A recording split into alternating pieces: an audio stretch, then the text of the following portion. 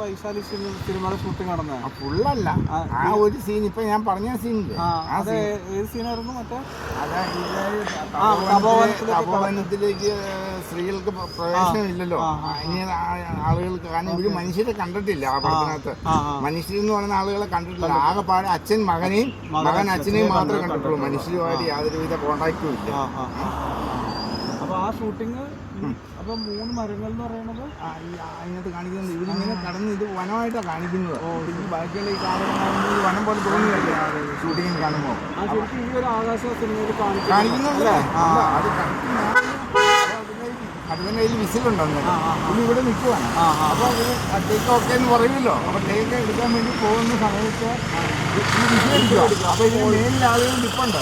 അവരന്നിട്ട് ഞാൻ പറഞ്ഞ സാധനം ഉരുട്ടി വരുമ്പോൾ അത് ഫ്രീയായിട്ട് വരുവാണ്. വന്ന് മരത്തിനടക്കോട്ട് വന്ന് താഴേക്ക് വന്നില്ല. അപ്പോഴത്തേക്കും പിന്നെ ഇവരുടെ സൗണ്ടും പിന്നെ ഇതിന് കുറേ പുകയും പടലങ്ങളും ഒക്കെ അങ്ങ് സൃഷ്ടിക്കുകയാണ്. വഞ്ചിയിലല്ല, അല്ലാതെ ഇവര് ഇറങ്ങി നടന്നു പോകുന്ന സീനുണ്ട്. അതിലവര് വീഴുണ്ട്, ഉണ്ട്. വെള്ളത്തിലോട്ട് ആ കൂടുതൽ ഒരു തോഴി വീഴുന്നുണ്ട്. ആ സീന് ഇവിടെയാണ്.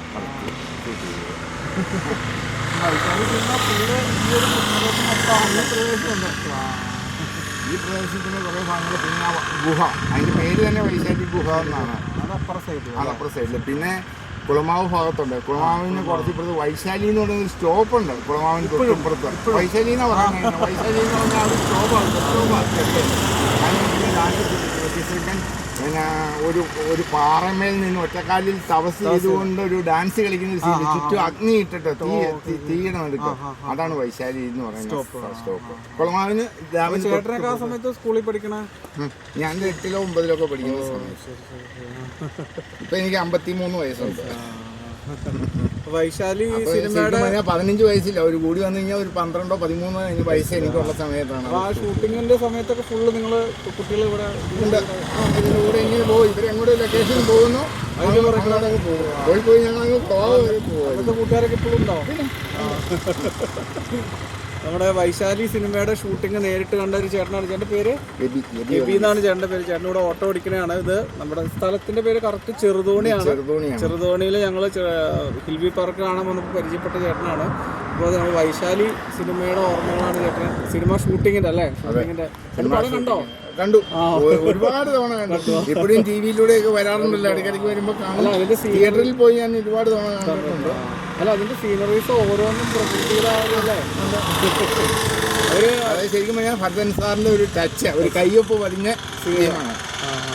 ഭരതന സമയത്ത് നേരിട്ട് കണ്ടിട്ടുണ്ട്.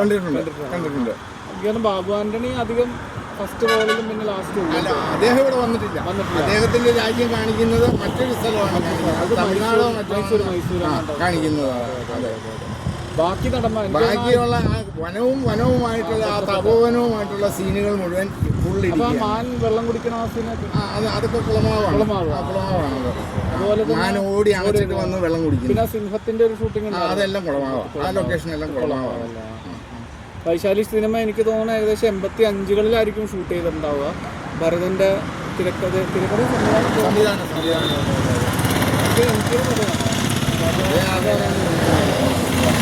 പാട്ടുകളാണല്ലേ, പാട്ടുകളുടെ ചിത്രീകരണമാണ് മെയിനായിട്ട് ഇടുക്കിയിൽ നടന്നിരിക്കുന്നത്. ചെറുതോണിയിലും ഡാമിന്റെ പരിസരത്തുമായിട്ട് നടന്നിട്ടുണ്ട്.